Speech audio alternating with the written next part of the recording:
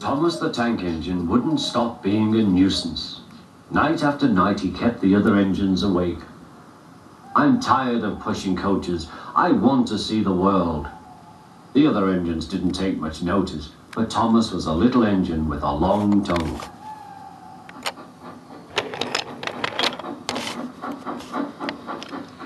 But one night, Edward came to the shed.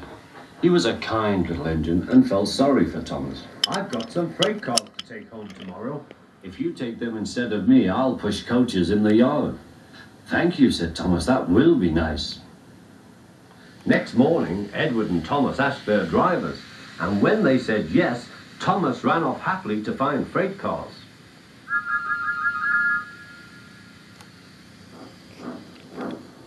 Now the freight cars are silly and noisy.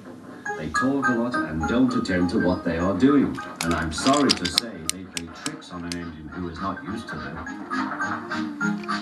Edward knew all about freight cars. He warned Thomas to be careful, but Thomas was too excited to listen.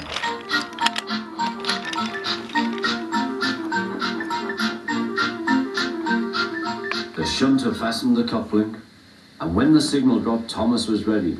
The conductor blew his whistle. "Peep, peep," answered Thomas, and started off. But the freight cars weren't ready. "Oh, oh, oh," they screamed. "Wait, Thomas, wait." But Thomas wouldn't wait.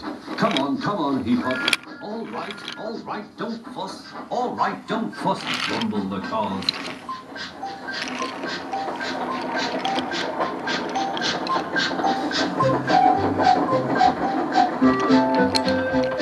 Thomas began going faster and faster. "Whee!" he whistled as he rushed through Henry's tunnel.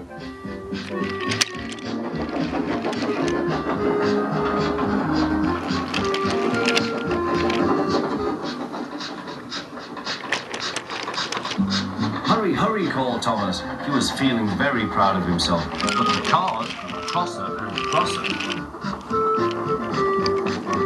At last, Thomas slowed down as he came to Gordon's Hill.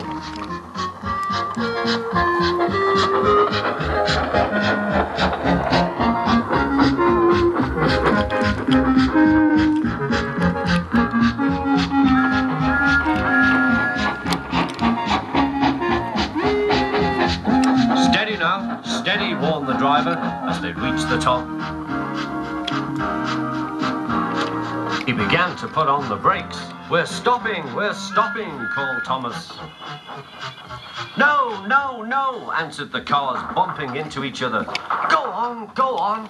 Before the driver could stop them, they had pushed Thomas down the hill and were rattling and laughing behind him. Poor Thomas tried hard to stop them from making him go too fast. Stop pushing," he hissed. But the cars took no notice. Go on," they giggled in their silly way.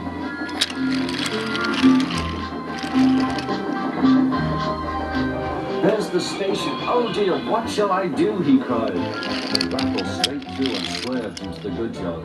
Thomas shut his eyes. "I must stop." When he opened his eyes, he saw he had stopped just in front of the buffers. There, watching him, was the top hat. "What are you doing here, Thomas?" he asked. "I've brought Edward's freight cars," Thomas answered. "Why did you come so fast?" "I didn't mean to. I was pushed," said Thomas. "You've got a lot to learn about freight cars, Thomas. After pushing them about here for a few weeks, you'll know almost as much about them as Edward. Then you'll be a really useful engine."